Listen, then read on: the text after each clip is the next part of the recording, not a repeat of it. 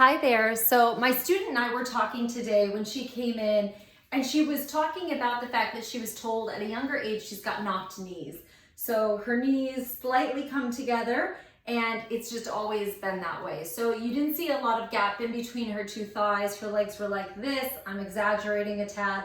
And then her feet also ended up coming a bit out to the side here. So sort of like in fact, I'll back up so you can kind of see the mirror. So out to the side instead of both feet facing forward. Now, I don't know if you've ever been told before that you have knocked knees, or that you have one foot longer than the other, or let's say you have scoliosis, okay? But sometimes when you're told this information, you then start to compensate and do weird things. So for example, with this particular student, she purposely kind of put her feet out as a result of trying to get her knees further away from one another, because she was told they're knocked, so they come towards one another. So she sort of over the years started bringing her feet out to compensate for this. And some people don't realize that, yeah, maybe your knees come a little bit more together, but that doesn't necessarily mean that they're totally locked. So her and I worked on letting the legs release away from one another and really come away from the torso. So in Alexander technique, we talk about the whole torso from your pelvic girdle all the way up, coming away from your legs.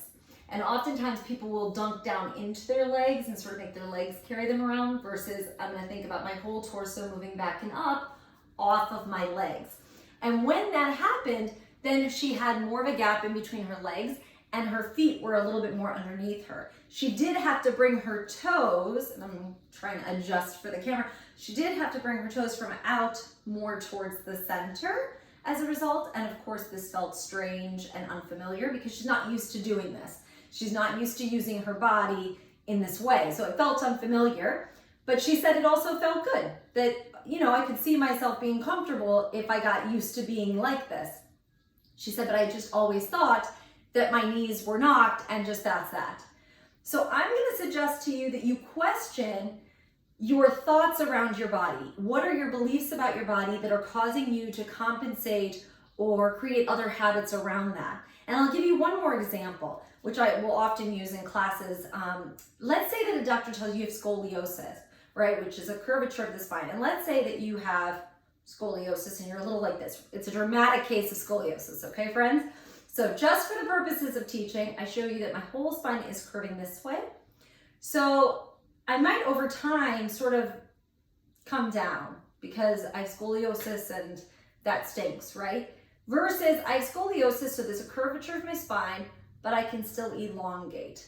So I can still come up. It doesn't change the fact that I have a curvature of my spine, but I don't have to let it bring me all the way down. I can elongate.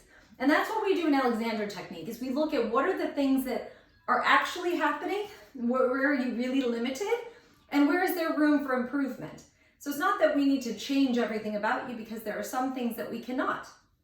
But those things that we can change, we can look at how is it affecting other parts of your body, and where is there room for some improvement. So just something for you to consider as you go about your week. Think about the things that you believe about yourself. Have you ever been told something about the way you walk, or about the way that your shoulders are, or your jaw, or your face, whatever it is? Just think about, what beliefs do I have because somebody else told me about that? And then what about it is actually true? So just something for you to think about as you go about throughout your week. All right, ciao.